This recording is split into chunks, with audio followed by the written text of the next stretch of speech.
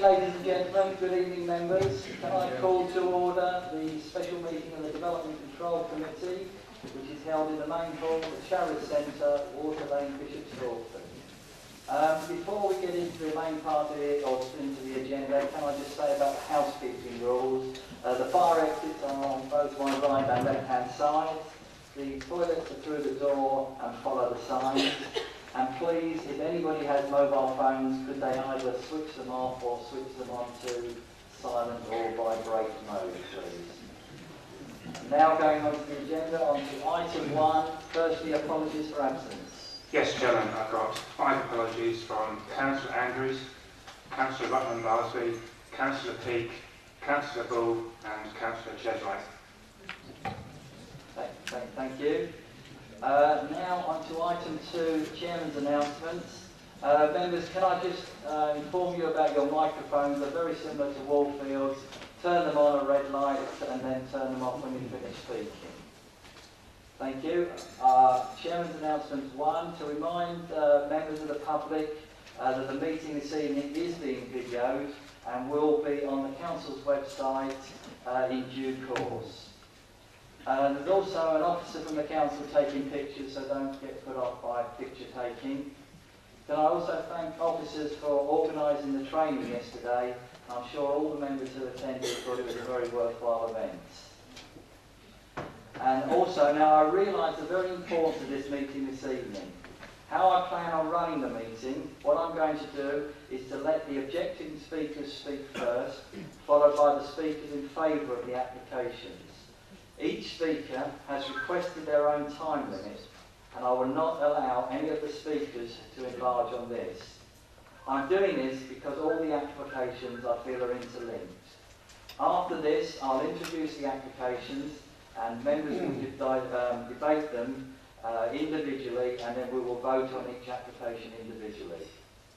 Now, can I also understand the very strong feelings many of you have about this evening's meeting? But can I please request that we show respect for one another and allow the speakers against and the speakers for the applications to have their say and to state their case. Can I also remind members, please, that we are here to judge the applications on their planning merits. And in our deliberations, can we please be as concise as possible and also not repeat what previous members have actually said. Thank you. That completes my announcements. Now on to item 3, declarations of interest. Councillor Barnes. Thank you, Chairman. As the Town Council representative of the Bishop Stortford Sports Hall Management Committee, I have been advised by the solicitor to declare a personal interest in application 4B, as the sports hall is located within the existing Boys High School site. I reserve my right to speak, but I will not be voting. I shall be leaving after speaking for this one item, Chairman. Okay, thank you. Councillor Taylor. Thank you, Chairman. I wish to declare a personal interest, I think, because everything is being dealt with en masse, initially at least, in respect of all matters, in that my wife is employed by Hertfordshire County Council, Children's Schools and Families, albeit not on the education side. Okay, thank you. Any other declarations of interest? No? Thank you, members. So now we go into our public speaking, and it's against the application to start with. And the first speaker on my list is Mr. Piggott. Is Mr. Piggott here? Okay, well, we'll go to Mr. Rhodes from the Bishop Stortford Civic Federation. And Mr. Rhodes, you've requested up to 8 minutes. Thank you very much, Chairman. I'd like to echo what you said, that these are planning applications and decisions on them should be taken on planning grounds. The inappropriate and irrevocable nature of the development proposals on this Greenbelt site have been fully explained in the officer's report, and I would only like to say firstly that we support the officer's comments on that, and secondly that if the schools were to relocate to that site, the rest of the Greenbelt site would also be at risk of development, which is an added reason for rejecting the proposal. proposals. We believe there are no planning reasons to justify this development, and so the applicants rely on arguments of special educational needs. So I'll turn to these. We do not think schools need to expand or to relocate. They have exceptional records of achievement in their current locations and with their present size. Educational research and current government policy suggest that giant school campuses damage children's educational and social development. The age and condition of the buildings does not provide an exceptional justification for building on the green belt. They are typical of many schools across the county and in Bishop Stortford as well. Giving permission for this would be a green light for similar green belt applications elsewhere. Shortage of school places for local children might provide a justification if there were no other way of meeting them. 2 years ago, we calculated the shortage of school places as being between 1 and 3 FE. And the applicants clearly agree they're applying to provide 45 extra places or 1.5 FE. On their current admissions policies, 15 of those 45 places will be for Essex school children. This provision could easily and cost effectively be met without building on the green belt. Adjustments to admissions policies, which the two schools refused to make, could create better opportunities for local children. The Boys High School has just changed its admissions policy to add another 8 feeder schools, 5 of them in Essex, so it's clearly not that hard to do. In addition, minor expansion of other local schools could create as many extra places. Leaventhorpe alone has space for 42. We're doubtful about the soundness of the County Council's forecasts of future demand. We received a previous forecast from them in January, which showed significantly fewer numbers, even for the immediately forthcoming educational year. And we can't understand why they have changed so much.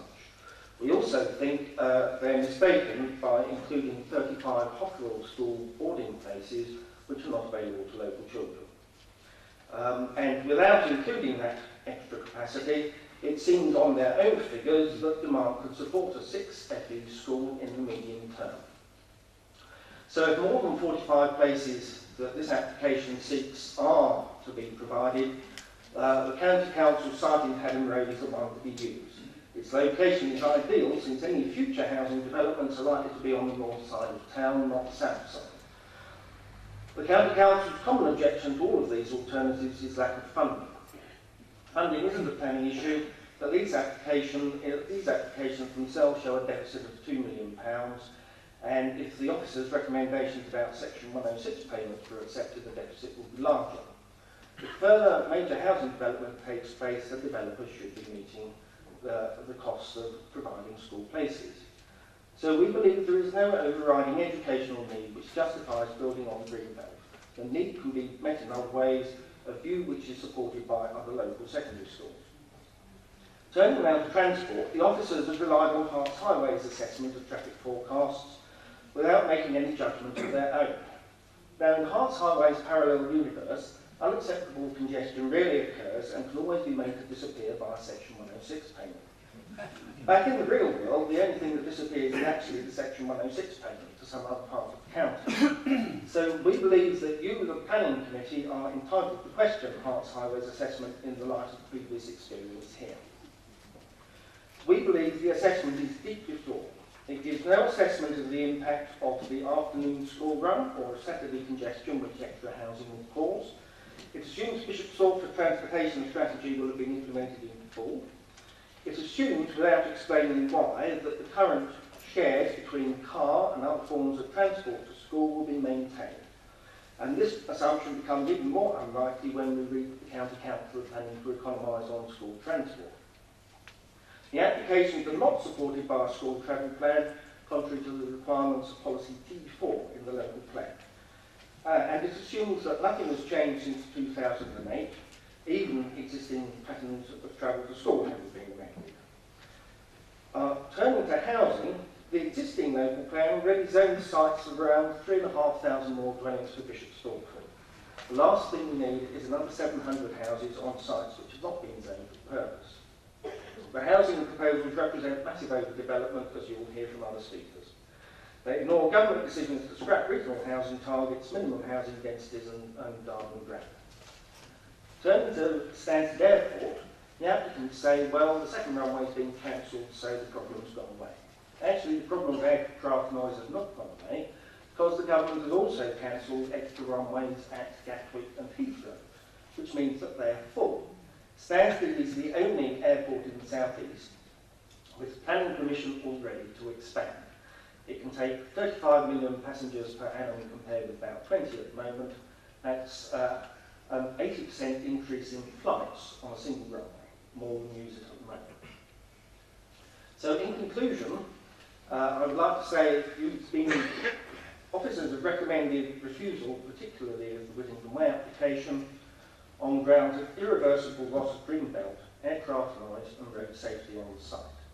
For these reasons, we hope you will add the following: 4 major departures from the adopted local plan, loss of open space on all the sites, inaccessibility of Whittington Way on the far side of town from any likely future housing development, traffic congestion impacts which have not been properly assessed, contrary to local plan policy T3, no school travel plan submitted, contrary to local plan policy T4, and overdevelopment of housing on sites not zoned for the purpose and contrary to local plan policy ENV1 and the government decision to abolish minimum housing densities. Thank you very much.